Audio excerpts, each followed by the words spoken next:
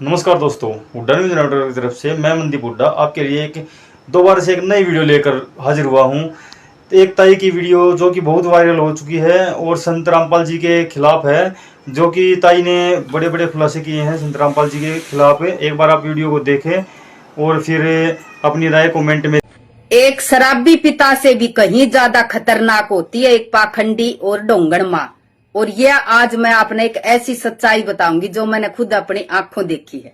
एक पड़ोसन थी भाई, वह नाम दाम ले आई, चलो ले आई ठीक से, लेकिन वह सबसे अलग थलग रहने लगी। ना उसने किसी तक कोई मतलब, ना ज्यादा कोई किसी तक बात करे तो बस मारा परमात्मा, मारा परमात्मा, मारा परमात्मा।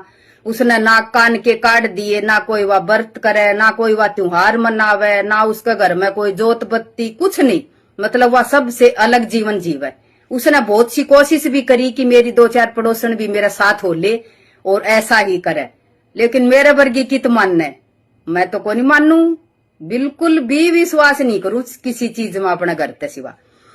तो भाई वह धीरे धीरे फिर मतलब एकला आदमी सबसे अलग थलग रहना कितना कठिन काम हो जाए है ना। और सारी लुगाई तो अपने हिसाब से रहे, जो गांव में जो रीति रिवाज उस हिसाब से जीवे, खावे पीवे, त्योहार मनावे, लेकिन वह एक सबसे अलग जिंदगी उसकी। तो वह धीरे धीरे है ना इतनी मेंटली डिस्टर्ब होगी, वह लौट के आ ही ना सकी उस दुनिया में कि मैं वापिस लौट के अपनी पहले वाली जिंदगी में आ जाऊं ना। वह धीरे धीरे खाट में गल गई, वह पागल की तरह रहने लगी। हकीकत वह पागल हो गई थी। तो भाई उसने मरे भी कई साल हो गए, बालक हो गए बिना रोटियां के, बिना माँ के हो गए ना बालक। वो न्यू कहा कर एक शराबी तो ज्यादा खतरनाक पाखंडी माँ न्यू हो गया है कि एक अगर शराबी पिता सबकी बर्बाद कर दे, अगर वो मर भी जावे तो एक माँ बच्चा ने पाल लेवे है। लेकिन अगर माँ ही डोंगी और पाखंडी हो जाए तो फिर क्या हाल हो घर का। तो यह कड़वी सच्चाई है, सच्चाई कड़वी नहीं, बिल्कुल आंखों देखी है मेरी।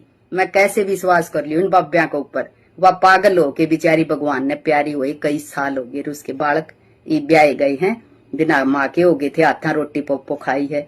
तो एक परिवार कितना दुखी हो गया ना।